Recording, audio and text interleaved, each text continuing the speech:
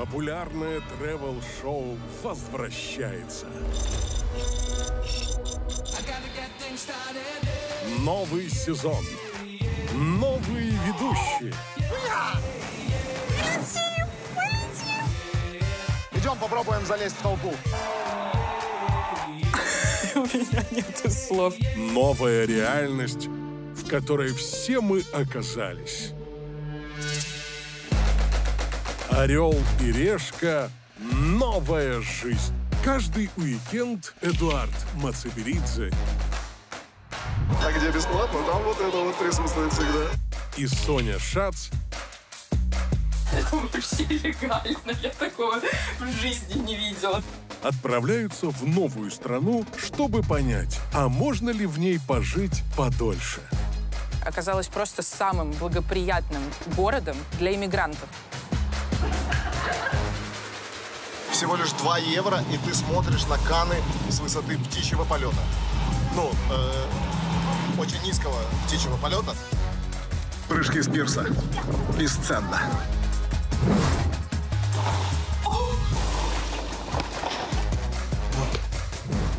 Это были лучшие и самые дорогие 15 минут в моей жизни. «Орел и решка. Жизнь продолжается». Погнали жировать! Не пропустите! Премьера 15 сентября. Смотрите бесплатно только на платформе «Вот-вот».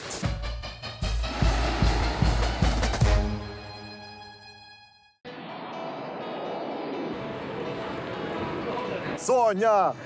Ты ж Эдик! моя радость! Как будто бы ты рад меня видеть. Как будто. Здравствуйте, друзья! Это «Орел и решка. Новая жизнь». Да, это Соня, это Эдик. Надеюсь, вы уже запомнили. И мы в Будапеште. Значит, смотри, Эдик, здесь находится 2-я по возрасту линия метро в Европе. Так. Здесь 3-е по величине здание парламента в мире. И тут изобрели кубик Рубика. Мгм. А это самая душная ведущая за всю историю программы «Орел и решка». Вот. Эдик, знаешь, где тебе будет душно? Где? В общественном транспорте. Пока я буду ехать на каком-нибудь комфортабельном авто. Да я понял тебя только что. Готово? Да. Орел. Решка. Смотри. Опа. Видала, что умею? Просто уже мастер. Готово? Да! Да! Неожиданно и неприятно. Пожалуйста! Всего доброго! Да, счастливо. Какая странная реакция. Ужас.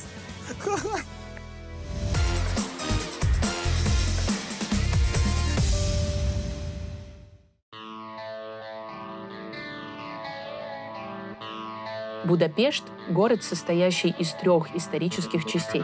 Почти 150 лет назад Буда, Пешт и Обуда объединились, став столицей Венгрии с величественными зданиями на берегу Дуная. Это место, где веками переплетались венгерская, немецкая и еврейские культуры. А со временем культур здесь стало еще больше. Сегодня Будапешт – многонациональный центр и дом для 40% всех иммигрантов страны. Город стал магнитом для тех, кто ищет новую жизнь. Давайте узнаем, что же их так притягивает.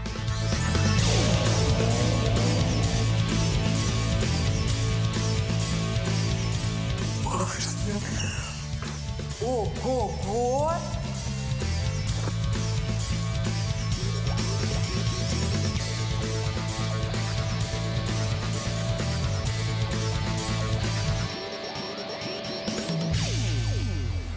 Привет, Будапешт! Это я! Международный аэропорт имени Ференца Листа – главные воздушные ворота Венгрии и отправная точка в Будапешт. Что ж, такси, автобус или 20 километров пешком. Пока есть деньги, выбираю автобус. Кстати, не забудьте обменять деньги на форинты. Без них билет в автомате не купите. Так. 2200. Но не сказать, что это дешево. И не сказать, что купить билет в автомате так уж просто. Даже с форинтами. Держи наличку. Почему это все так коряво работает? Да возьми ты наличку. А, ты не даешь сдачи, да? Вот так вот. Если сумма покупки меньше 5000 форинтов, автомат не примет купюру в 10 тысяч. Прикол, классный автомат. Спасибо, что закинул уже 2 косаря. Теперь придется ждать кого-то, кто разменяет мне деньги. А потом еще и автобус, ведь мой только что уехал. Эмигрант с золотой картой может выбрать любую роскошную машину. Но чем больше выбор, тем сложнее его сделать. Гоночные машины у нас были? Были. Мерседесы шикарные, с водителями? Были. А хочется чего-то такого венгерского, настоящего. Например, автобуса.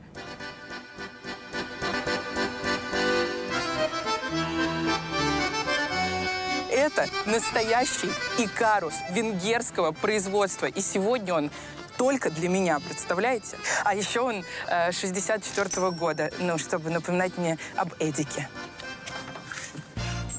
Ну, посмотрите, какая атмосфера, какой антураж. Вот эти вот сиденьицы, вот этот old school vibe. Все такое старое, но мне так нравится.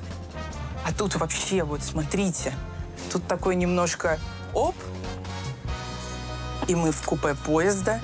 Ну а как иначе? Икарусы десятилетиями возили пассажиров не только по стране, но и по всей Европе. Дорога, как говорится, не близкая, тут даже без столика. Мне нравится мягкость сидений, мне нравится громкость двигателя. А еще приятно, что Икарус весь мой, и мне не нужно бороться за место у окна. Все места тоже мои.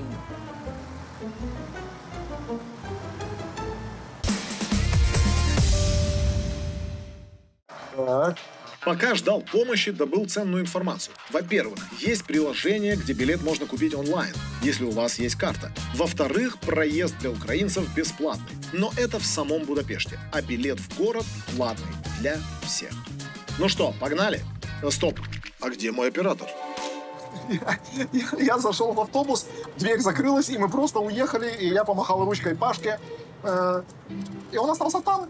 И мне приходится самому себя снимать в автобусе, чтобы показать вам, как это происходит. Да, уверен, что это несложно. Вот это водитель.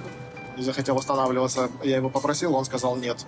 Это мои соседи, они тоже остались с Пашкой. Там небо. Здесь мои ноги. Очень красивые, нравятся. Вот так вот начался мой Будапешт. Орел и решка. Классно. По-бедному. Я настолько по-бедному катаюсь, что даже без оператора. Неплохо.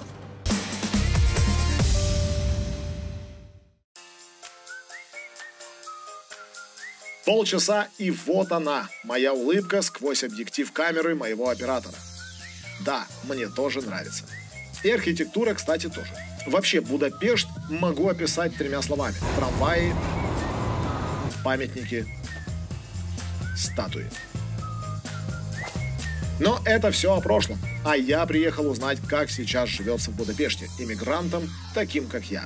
У меня сейчас встреча с волонтером. Ее зовут Дора. Думаю, удивить ее хорошенечко тем, насколько я зажиточный парень. Только я не знаю, как выглядит Дора. А вот. Видимо, выглядит так, как человек, который машет мне рукой. Дора, да, это я. Добрый день. Можно поподробнее услышать, как вы работаете, как ваша организация оказывает помощь? Наша организация – это неправительственная организация. И мы оказываем помощь не только украинским беженцам, да, а всем людям, приезжавшим из другой страны, которые хотят тут оставаться жить в Венгрии на короткий либо долгий срок. А сложно это сделать вообще? Ну, не сложнее, думаю, что чем в других странах Евросоюза. Для украинцев есть возможность на получение временной защиты. Это один из видов венжа. Статус доступен, да, до сих пор. Я понял. А какие-то выплаты, может быть? Потому что во многих странах до сих пор есть какие-то выплаты беженцам. Да, у нас тоже есть пособия от государства, которые они получают. Это небольшая сумма, сразу скажу. Это 13 тысяч форинтов. Это 30 евро. 30 евро, да, примерно так. Это по детям. А по взрослым, да, если не получилось устраиваться на работу, либо они пенсионеры, это 21 тысяч форинтов. Опять же, это 80 евро примерно. Чаще всего к нам обращаются по вопросам поиска работы, поиска жилья, устраивать ребенку в садик, в школу. При необходимости мы можем даже обеспечить переводчика, который может сопроводить туда. Наш основной цель, чтобы они с временем станут более самостоятельными и более уверенными в себе, даже в чужой стране. Знаете, что я хочу сказать? Поднять тост хочу, кофейный. Да. Спасибо вам Понимаю. огромное за то, что вы делаете, и удачи во всех ваших начинаниях. Спасибо.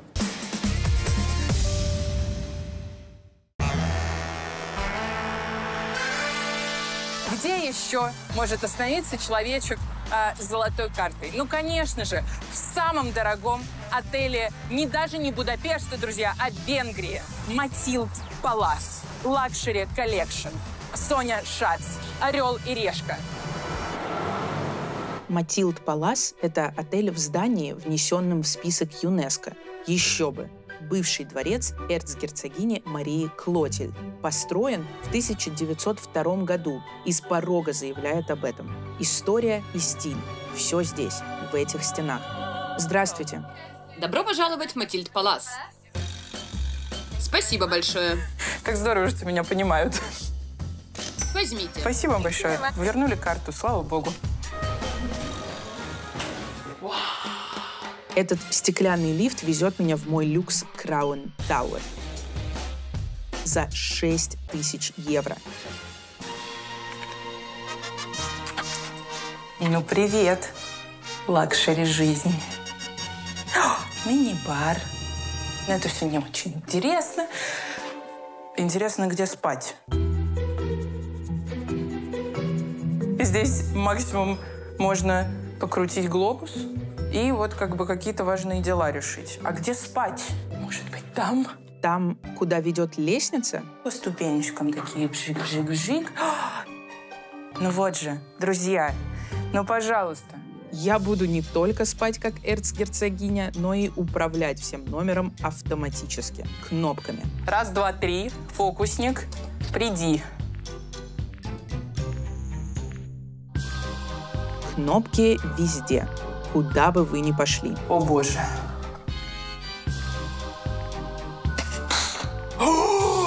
Привет. Здравствуйте. И я очень рада вас видеть. Ну, в общем, тут какие-то люди, и из-под них бьют фонтаны. Оставим мне это на вечер. Это для мужчин. Там есть какая-то лестница. Я хочу посмотреть, куда она ведет. Ой, подождите, тут... Ого! А она ведет к самому эксклюзивному в этом люксе – панорамному виду на город. Это прям на башню. Ого-го! Подождите, это моя башня! И вот это вот все! Привет, Будапешт! Как красиво! А если надоел этот вид на город, всегда можно выбрать другой. Ой! А тут тебе и мост. Там вон колесо. Это я здесь вот так вот встану. Вот так вот. И буду искать, как Эдик спит где-то на улицах.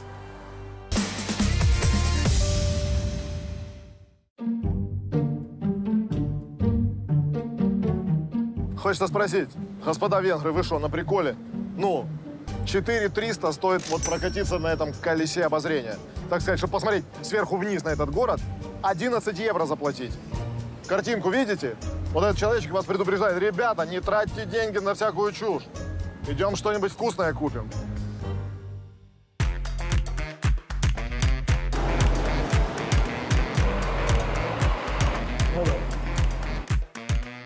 Друзья мои, смотрите, есть ландыши, есть ланосы, деот, а есть лангаши. Что-то одно из этого вкусно пахнет, что-то одно отвратительно ездит и заставляет людей страдать, а что-то является венгерской вкусняшкой. Сейчас мы проверим, правда это или нет. Лангаши, лангаши, венгерского стритфуда приветы. Лангаши, боже, какое пение, какой молодец. Пробовать местную еду буду там, где это делают сами местные, на городском рынке. Лангош – это классика венгерской уличной еды. Обжаренная лепешка с чесноком, сметаной и сыром. Если меня чему-то жизнь и научила, это тому, что если есть очередь, значит, должно быть вкусно. Но сметана и сыр... Для меня это весьма странное сочетание. Возьмите. Спасибо. 1300. Спасибо. Раньше делали так. Пекут хлеб, все, что осталось, бросили, значит, в печь, выпекли, и вот утром подавали вот таким вот образом. Сметана и сыр. Зато звучит безопасно.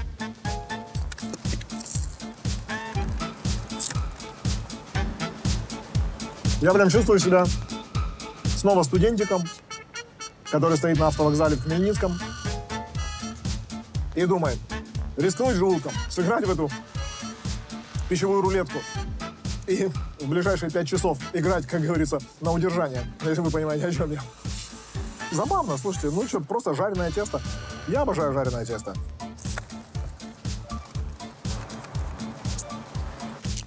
Знаете, что общего между Лангошем и Андреем Бедняковым? И про то, и про другое можно сказать топ за свои деньги. Поэтому настоятельно рекомендую. Как Андрея, так и, собственно говоря, Лангоша.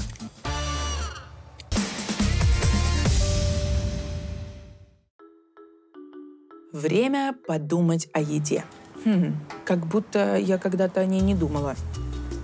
Вы меня спросите, куда еще могли привезти меня вот эти шикарные королевские ножки? Ну, конечно же, в ресторан, в котором когда-то будет вот так вот в списке королева Елизавета, Соня Шац. Иду по королевским стопам и буду обедать в ресторане «Гундель», где в свое время обедала сама королева Елизавета II. И не только она. Арнольд Шварценеггер, Сильвестр Сталлоне, Антонио Бандерас, Анджелина Джоли, Брэд Питт, Мадонна и многие другие звезды наслаждались венгерскими кулинарными шедеврами именно здесь. Ресторан, открывшийся в 1894 году для посетителей городского зоопарка, стал культовым местом. Как это возможно? Ответ знает Кальман Козма. В 1949 году ресторан был национализирован и перешел в собственность государства. В 1992 году двое американцев выкупили его у государства. Ресторан вновь открылся в мае 1992 года. Это называли пробуждением спящей красавицы. Это привлекло сюда многих знаменитых людей, одной из которых была королева Елизавета II. Это был первый визит британского монарха в Венгрию. Правда? Это произошло в мае 1993 года. И вы были здесь во время ее визита? Как это было? Было интересно видеть секретных агентов, переодетых в обычную одежду и на старых автомобилях. Ее Величество всегда имело привычку каждые час-два поправлять макияж в туалете, так что туалет был полон косметики от Dior. Это безумие. График был очень строгим. У нас было 10 репетиций, и в итоге каждое из блюд было выполнено в форме короны. У нас были проблемы с супом. Еще забавный момент. Мы подавали белое сухое вино и фруктовые соки, думая, что все в порядке. А она сказала: «Можно мне джин-тоник?» Джин-тоника на подносе не было, поэтому я побежал вниз к бару, приготовил джин-тоник за 1 минуту и принес обратно. Что ж, давайте воссоздадим этот удивительный день. Мы сейчас будем есть те самые блюда, которые ела королева Елизавета. О, королевский подгон. Филе телятины. Корону хочу попробовать, вот смотрите. Ну, это чипсинка. Токайский паштет из фуагра. И вот эту штучку.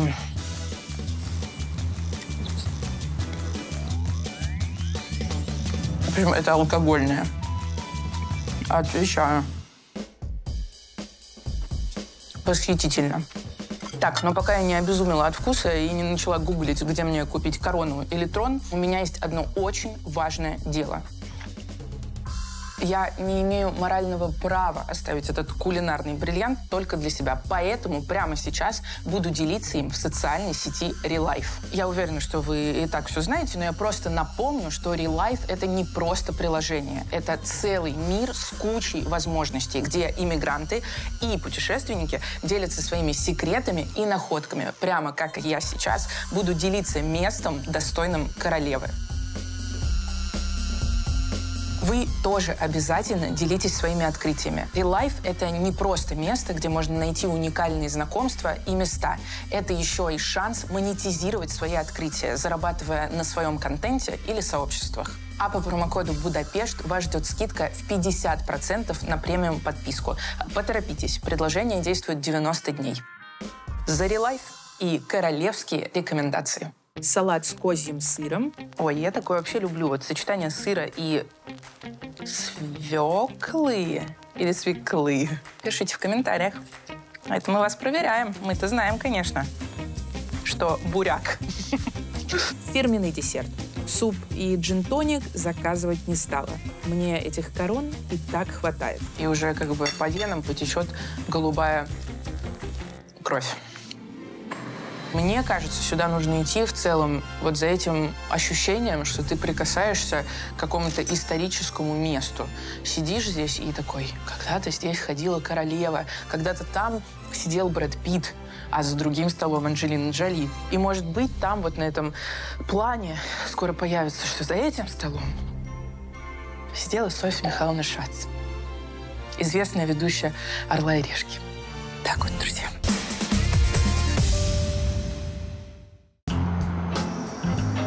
Пока кто-то насыщается с помощью своей золотой карты, я насыщусь пешими прогулками по Будапешту.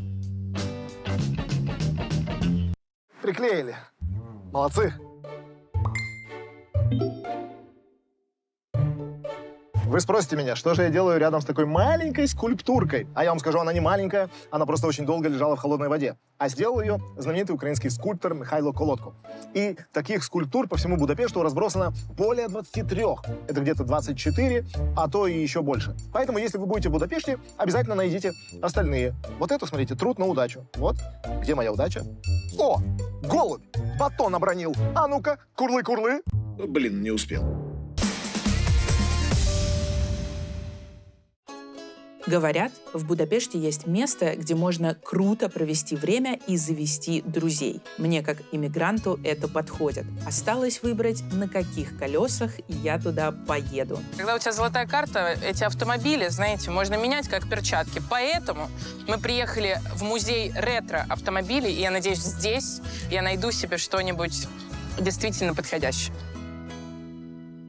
Если вы любите ретро-автомобили так же, как и я, этот музей точно для вас. Более 100 уникальных машин не только впечатлят, но и расскажут о вкладе венгров в мировую автоиндустрию. Эта машина...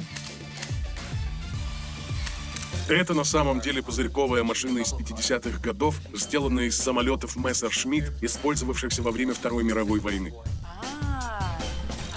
Это так круто! Это одна из любимых машин Джереми Кларксона из Топ Гир.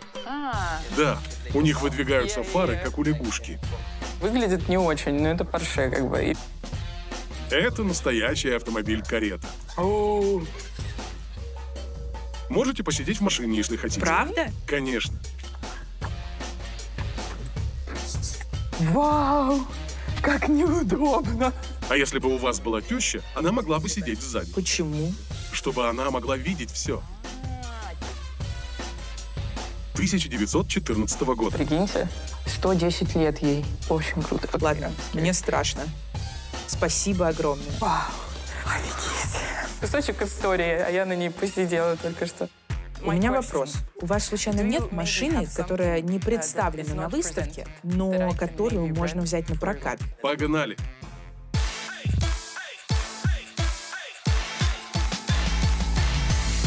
Погнали.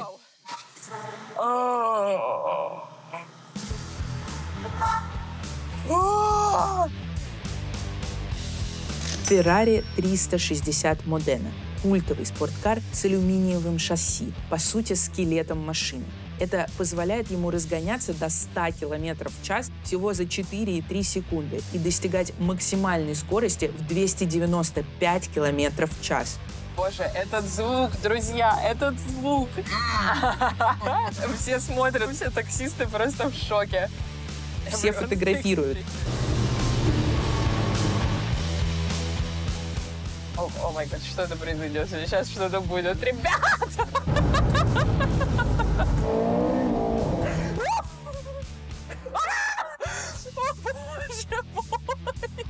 О, боже мой! Помогите! Вау! Я так испугалась. Ну а мне, чтобы оказаться в уникальном месте, достаточно лишь своих красивых ног и немного связей. Подслушал на улицах, что Будапешт — это столица Европы по производству фильмов для взрослых. И здесь работает сам Пьер Вудман, легендарный режиссер, известный своими кастингами. Кто знает, тот поймет. И не поверите, сейчас я с ним встречусь. Друзья мои, а тут не заперто. И тоже ждать. Hello. Эй, привет. Привет. Прежде всего хочу сказать вам большое спасибо за мое счастливое детство. С удовольствием. Это также было большое удовольствие для меня. Я не думал, что скажу когда-нибудь такое, но я вырос на ваших фильмах. Такое у меня детство. Я никогда не думал, что однажды буду работать в порно. Я не мог себе это представить, потому что приехал в Париж, чтобы заработать деньги. Когда я сошел с поезда, первый человек, которого я встретил, был порнозвездой. Я подошел к нему и сказал: «Эй, я знаю тебя», как сейчас говорят мне. В общем, так это началось. А вообще, я собирался стать полицейским. У нас передача посвящена иммиграции, и хотелось бы узнать, как много людей, так сказать, вашей профессии приезжает в эту страну, иммигрирует и остается здесь. На самом деле сейчас намного меньше людей приезжает в Венгрию из-за ситуации между Россией и Украиной. До войны и после войны это как два разных мира. Вот такой вопрос. Я думаю, что многих он интересует. Сколько было женщин у вас за всю, так сказать, историю вашу?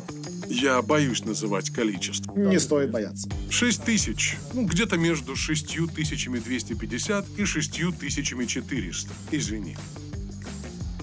Давай пока.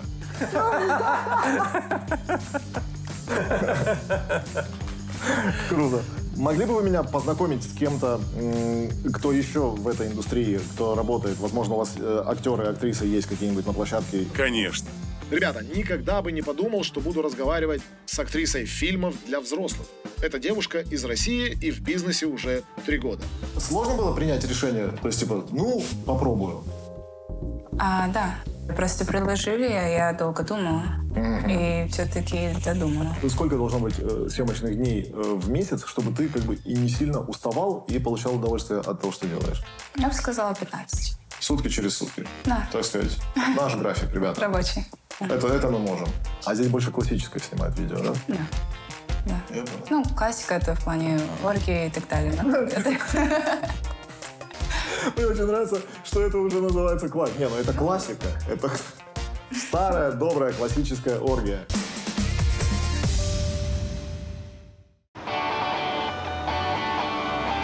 Ну куда еще может приехать человечек на Феррари, друзья? Ну только в главное здание оперы Будапешта.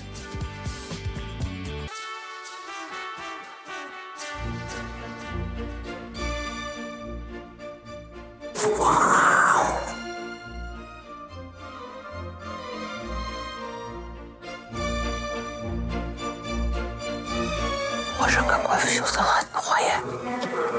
Как моя карта! И благодаря ей я попаду туда, где мечтают оказаться не только местные таланты, но и иммигранты-танцоры. Это просто золотой эксклюзив. Это настоящие балероны и балерины. И они репетируют здесь спектакль, который они играют в этой опере. И мы сейчас будем это смотреть. Рядом с курицами.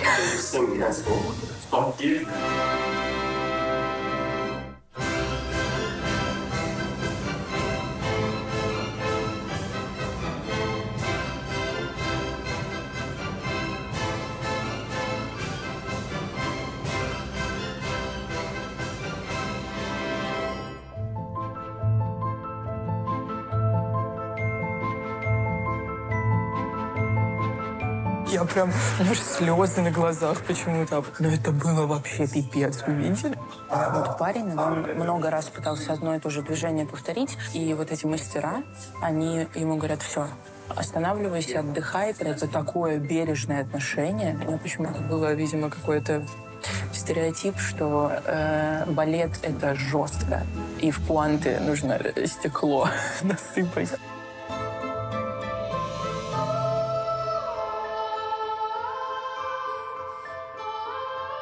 А это Влад Мельник. Танцует в венгерском балете уже 9 лет, а раньше жил и работал в Москве.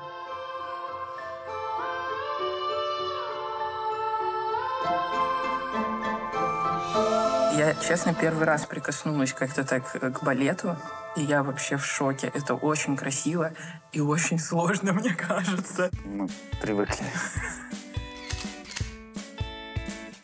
Вот оно и видно. Слушай, я еще заметила, что у вас очень суперинтернациональная труппа. Нету какой-то там, не знаю, типа... Нам для отчетности нужно 50% венгров. Вот поэтому нам и сделали гражданство. Да? Это шутка, конечно. Ну да, у нас много и русскоговорящих. Итальянцы прикольные, японцы прикольные. У каждого есть вот что-то, отличительное что-то. И различаются ли вот эти системы, которые есть там условно в постсоветском пространстве, и, например, вот там в Европе? Да, разница, конечно, замечается. Конечно, зависит от человека, от педагога. Но здесь немножко другая работа, более комфортная, когда люди могут общаться нормально. Вообще, в целом, переезд в Венгрию, это было сложно? Эта страна, она достаточно легко принимает? Или адаптационный период, он сложный все-таки? Да, до сих пор адаптационный период. Существует барьер, ты говоришь по-венгерски или нет. А как вы тут 9 лет без языка? Я звоню куда-то в какую-то администрацию и спрашиваю: вы говорите по-английски? А мне говорят: нет. И все. И вот это конец диалога. Венгерский язык – один из самых сложных для изучения в мире. Он не похож ни на один из славянских языков. Поэтому для многих иммигрантов Венгрия – лишь перевалочный пункт на пути в другие страны. Знаете, попасть за кулисы можно и без золотой карты. Иногда дверь открывается просто потому, что ты хороший человек. Мы с моим другом, не побоюсь этого слова, Пьером Вудманом, так хорошо пообщались, что он сказал: «Этька, а что ты делаешь дальше?» Я говорю: «Да ничего, свободен». Он говорит: «А пригоняй ко мне в гости, в отель, я тебе кое-что покажу». Нам сюда.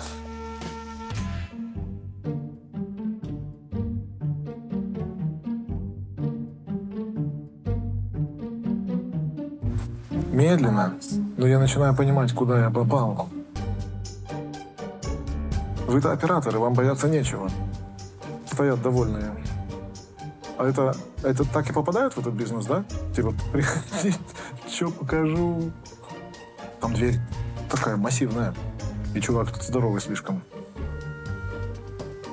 Вы мне поможете? Если... Почему? Ты чего, Пашка? Что, бросишь меня? Что ж, комната еще не готова, поэтому начнем с тебя. И, конечно, начинаем. В общем, ты очень расстроен. Я реально попал на съемки. Вот он.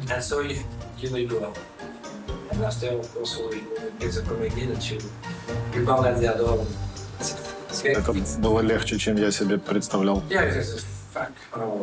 Так, ребят, я все, конечно, понимаю, но, по-моему, сейчас снова я оказался прям в гуще событий, таких, на которых мне быть нельзя. Как минимум, жена меня убьет за это. И дочке надо как-то это будет объяснить, поэтому...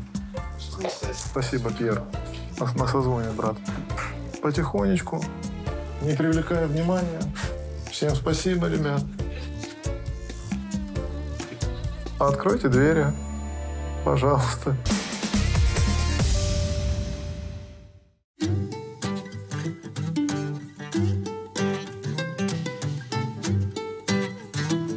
Такое Будапешт. Это мосты, это здание парламента и это, конечно же, термальные воды. И тут вы мне все скажете: Соня, каждый может прийти в комплекс термальных вод, но не каждый может снять себе это место только для себя. А я могу, потому что у меня золотая карта, если вы вдруг забыли.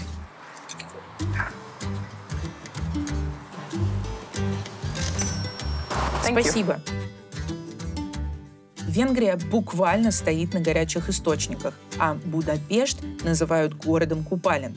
Венгры веками используют термальные воды для здоровья и как способ расслабиться. Вот так вот просто такой оп. И такой привет, Будапешт. Шикарно вообще. Оно, ну прям я сижу и лечусь.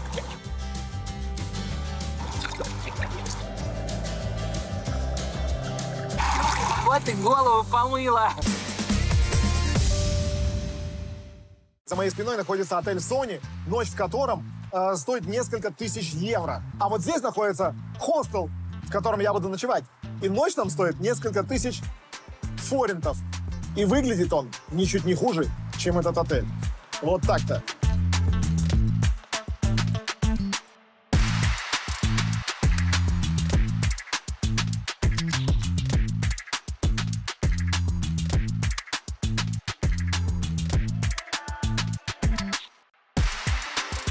Обычно мы проводим некоторые социальные мероприятия здесь. Например, дегустацию вин. Это кухня для тех, кто живет в хостеле на этом этаже. Здесь у каждого из гостей есть собственная ванная комната. У нас есть 2 комнаты для багажа. Кстати, винная дегустация вот-вот начнется. Возможно, вам повезет. Да? Я на это надеюсь.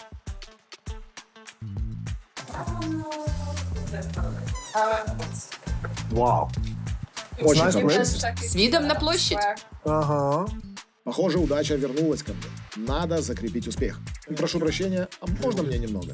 Знаете, даже когда ты с рюкзаком, можно хорошо провести время. Атмосфера здесь дружественная и теплая, а вино прохладное. В общем, нравится. Все. Я спать. Ну, класс. Маш, не ходи за мной. Ну, не надо. Ну, все. Ну, хватит. Эдуард выпил, Эдуард будет отдыхать. Увидимся.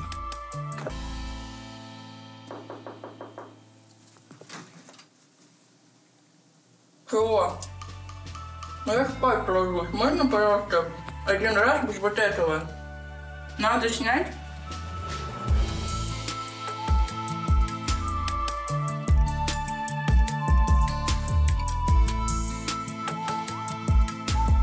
Чудесный день в Будапеште может закончиться только так.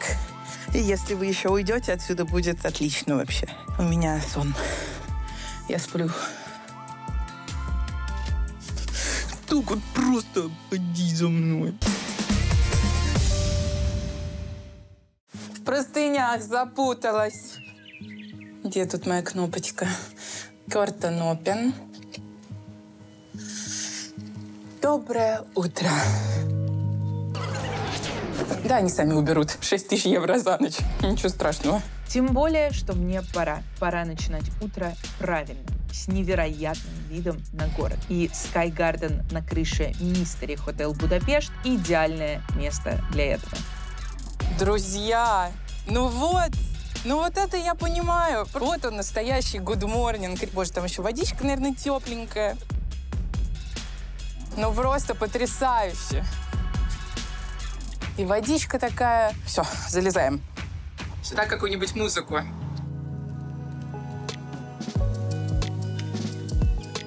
Знаете, вот чего не хватает только?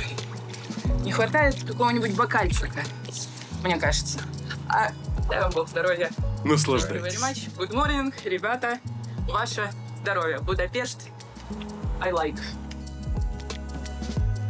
Ну и самое интересное, пора узнать, на что способны новые кнопки Будапешта. Значит, тут пузырики есть, а тут почему-то еще нету. Как вам мои пузырики? Это я одну кнопку только нажала, если что. Ой, вау, как хорошо. У меня немножко ситуация. Жалко, что Эдика нету. Хотя, мне кажется, он недалеко, там вон какой-то железнодорожный вокзал. Может, он там спит где-нибудь. Ну, короче, мне прям нравится.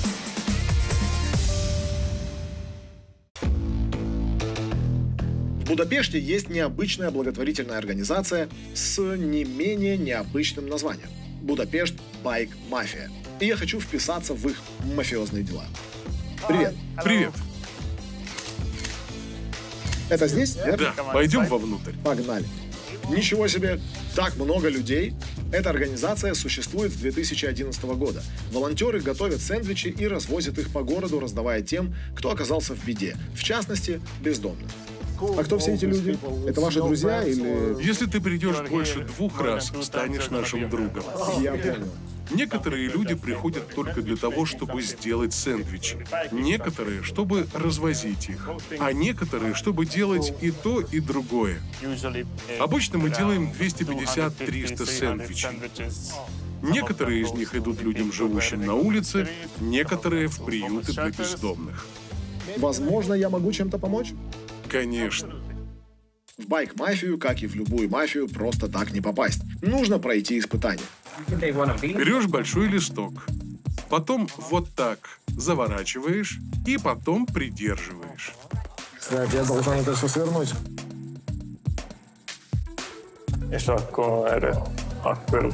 Мне кажется, я это сделал. Просто король упаковки. Вы правда так думаете? Неплохо.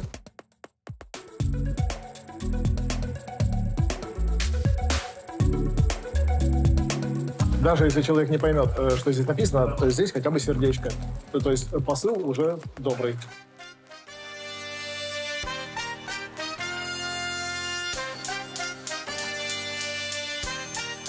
Что ж, можем ехать?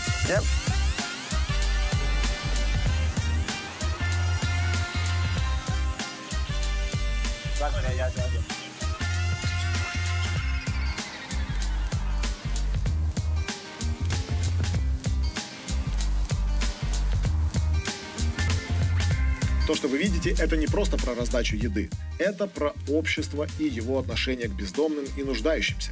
Цель Будапешт Байк Мафии – показать, что каждый достоин поддержки и тепла.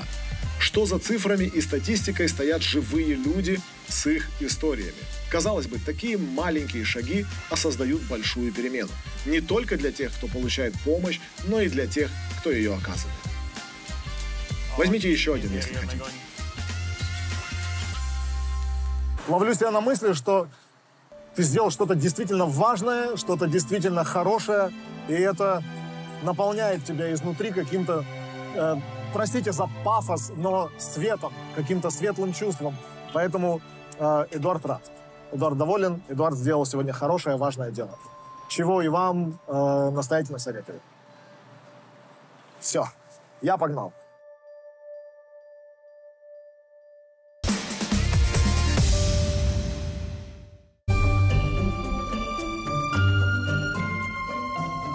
Знаете, чего я боюсь больше всего?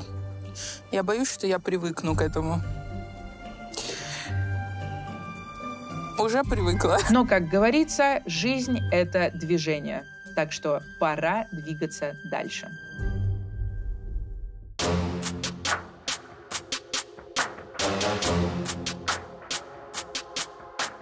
Я приехала на охоту. На трюфельную охоту. Мы будем искать самый настоящий трюфель. Но, конечно же, я сама, ничего не смогу. Но здесь есть человек, который знает про трюфели просто все. Он нашел первый трюфель в Венгрии в 90-х годах. И сейчас будет мне помогать. Смотрите. Hello, I'm Sonia. Nice to meet you. Я готова искать трюфели. Можем начинать. Иштвана Баги и его лабрадора Мокку знают, пожалуй, все шеф-повара Венгрии. С первым найденным трюфелем стало ясно, что венгерские леса идеально для них подходят. В Венгрии есть закон. Для поиска трюфелей нужна собака. Также требуется разрешение на вход в лес. Сколько времени нужно, чтобы обучить собаку? Сделать лесного пса занимает 2-3 года. Но, как видишь, он уже старый. Ему 12 лет. Да. Сегодня трюфели из Венгрии экспортируют в 27 стран мира, а самые злачные места для их поиска держат в секрете. Но от золотой карты секретов нет. Обычно трюфели не очень дорогие. Он принес один. В смысле? Он просто принес трюфель. И сколько мы здесь? 2 минуты идем? Это особенность трюфеля. Реально. Трюфель. Короче, оно в земле, потому что собака его натурально вот роет. Тут очень мягкая земля, и это дается ей достаточно легко. Ну, я в шоке. О, смотрите, смотрите, он копает.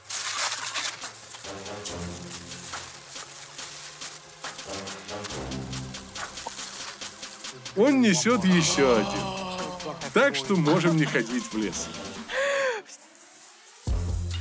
Еще один? Да, этот красивый. Еще один. Вот этот говорит прям почти... Он принес еще один. О, боже мой. Чуваки, ну это трюфельная империя, блин. Короче, если обозревать эти трюфеля, то вот этот идеальный, потому что он, смотрите, побольше, во-первых. Во-вторых, он почти круглый. Это значит, что на кухне его можно будет порезать в такие тонкие, идеальные как бы кусочки. Ты супер, пупсик. Меня мама в детстве все время за грибами говорила: пойдем, пойдем. Это ужасно было. Ты ходишь, нагибаешься постоянно, весь в комарах. А вот так, пожалуйста, с собачкой пришел, просто 5 минуточек, ручки чистенькие. Даже кроссовки почти белые остались. Ну, ребят. Золотая карта, золотая жизнь. Белые кроссовки. Мы поохотились с вами, нашли эту еду, этот трюфель, и теперь нам нужно, чтобы кто-то классный, реально классный, его приготовил. Желательно человечек, работающий, например, в мишленовском ресторане. Поэтому, собственно, мы в такой и пришли. А где мой трюфель? А у кого из вас мой трюфель? А, все, трюфель есть, погнали. Ресторан «Спага» – идеальное место для меня и моего трюфеля. Более того, этот ресторан славится своей репутацией, и тот факт, что здесь обедали многие знаменитости, только подтверждает его статус.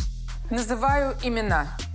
Майкл Джексон, Мадонна, Стивен Спилберг. Золотой картой, но только по таким местам, друзья, нужно ходить.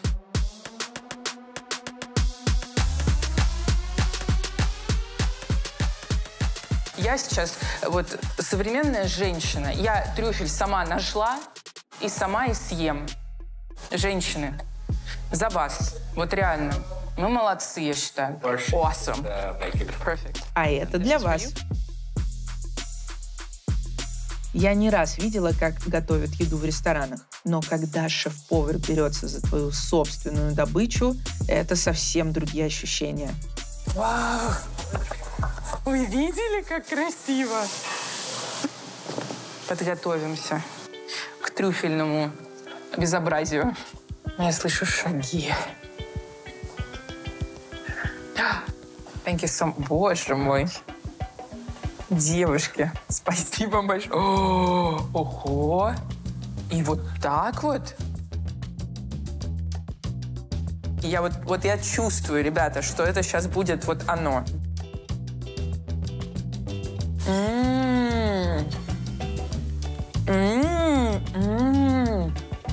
Ебать. Ой, извините. Блин, это очень вкусно. Если бы я была едой, я бы, может быть, этим была.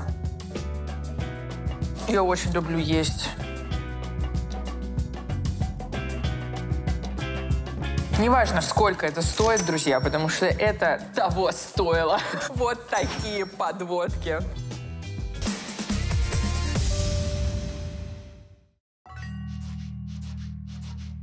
Велосипед вернул ребятам, и теперь наслаждаюсь Будапештом с высоты собственного роста. Я восхищен и возмущен, и еще какие-то слова, которые заканчиваются на «щен». Я не понимаю, вы видите, что это? Это инжир.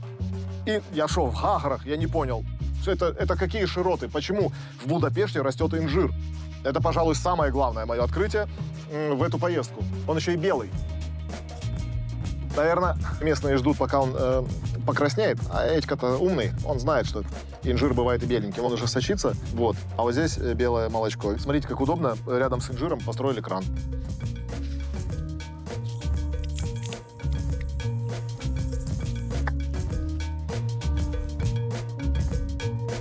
Посмотрите, какая красота.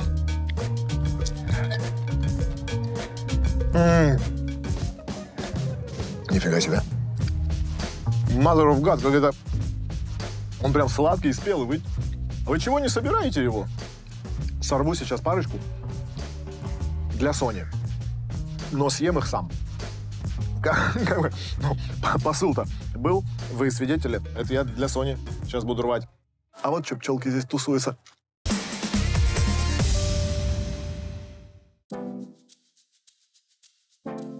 Нагулялась, наелась. Теперь можно и расслабиться.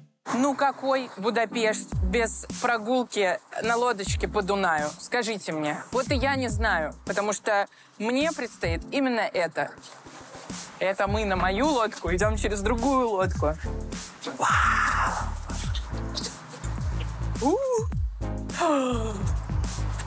Мне уже нравится. Мы еще не поехали даже никуда.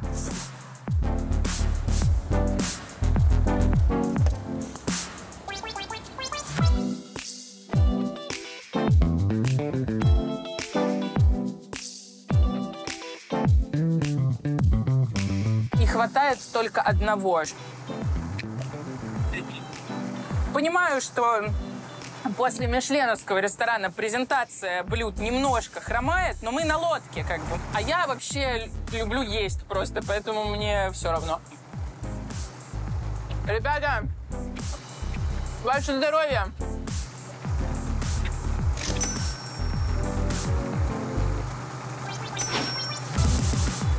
Какое сладкое вино!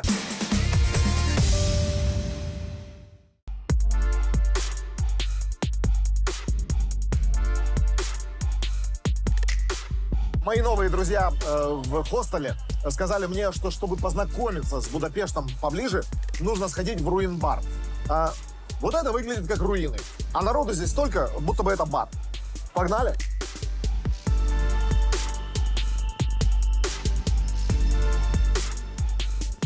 Руин-бары Будапешта – это заброшенные здания в дворах еврейского квартала. Мебель и декор – чистый винтаж. Все с блошиных рынков или сделано из переработанных материалов.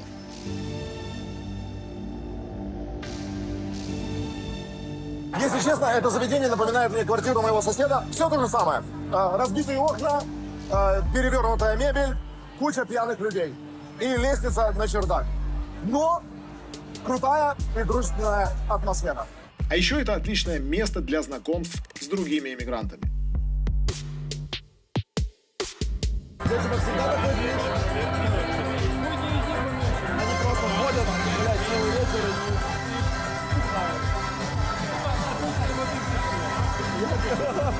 Ну вот мой новый друг Влад. Почему сразу друг?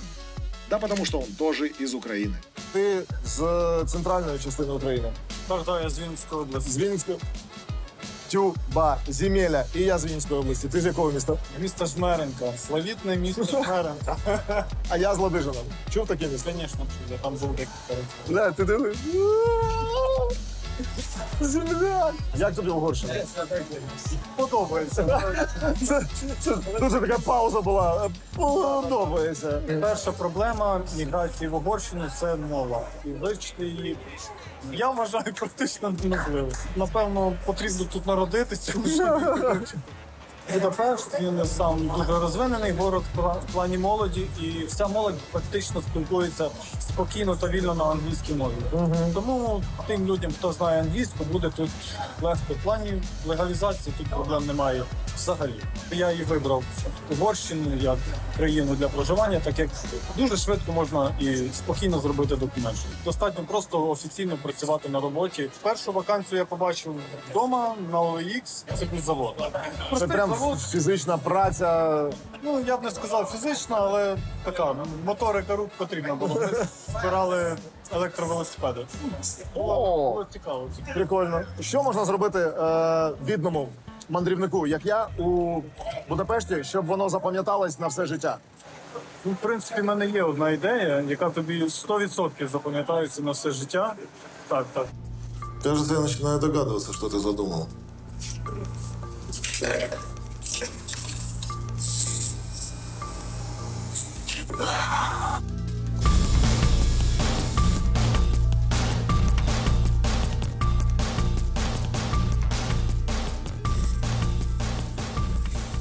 Нормально, что мне нравится, но это будет.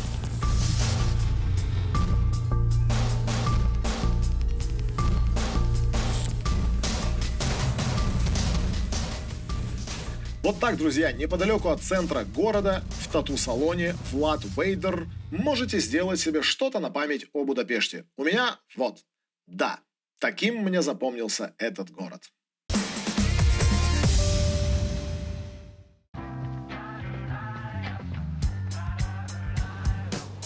Вот она, жемчужина Дунайского побережья. Это же просто невероятно. Если честно, я уже была в Будапеште много лет назад.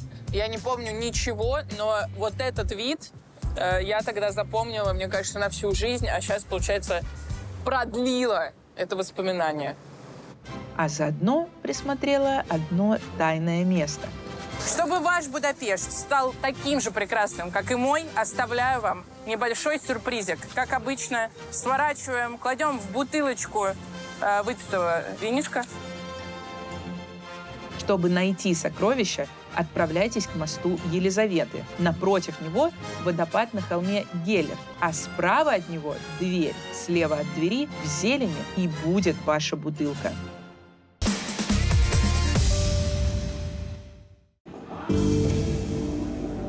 Так получилось, что в Будапеште мы застали особенный день – День независимости Украины. Многие украинцы вынуждены встречать его вдали от дома из-за войны. Вместо того, чтобы собираться на площадях своих городов, они приходят сюда, к посольству России.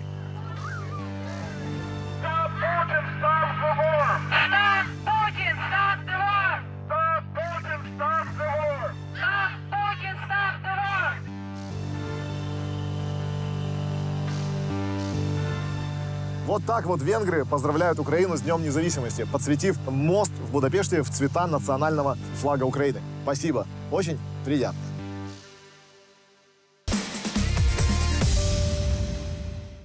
Будапешт удивляет своим умением сохранять старое и принимать новое. Ты без труда найдешь компанию на вечер. Это город, в котором иммигранту жить легко и в то же время сложно. И с трудом отыщешь силы, чтобы учить венгерский язык.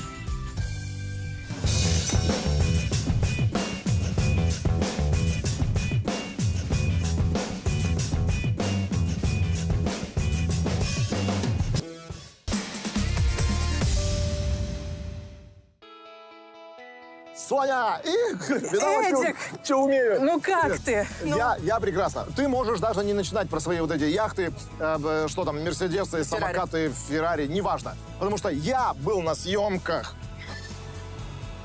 Боже мой, Эдик!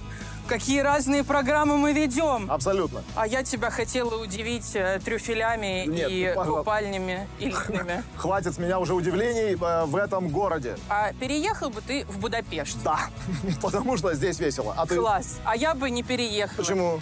Потому что тебе здесь весело. Слушай, как-то приятно даже слышать это. Идем, я тебе что-то покажу. А что там? А там что-то очень Эдик, интересное. только не снимай штаны, пожалуйста. Никогда. Иди сюда. Это что, татуировка? Эдик, да что ты тут делал? В основном татуировки. Друзья мои, Орел и Решка развивает свое тревел-сообщество в приложении Relife. Вступайте в наше сообщество, делитесь полезной информацией и эмоциями о городах, в которых вы уже побывали, а мы, в свою очередь, добавили уже огромный гайд по Будапешту. Только в Relife.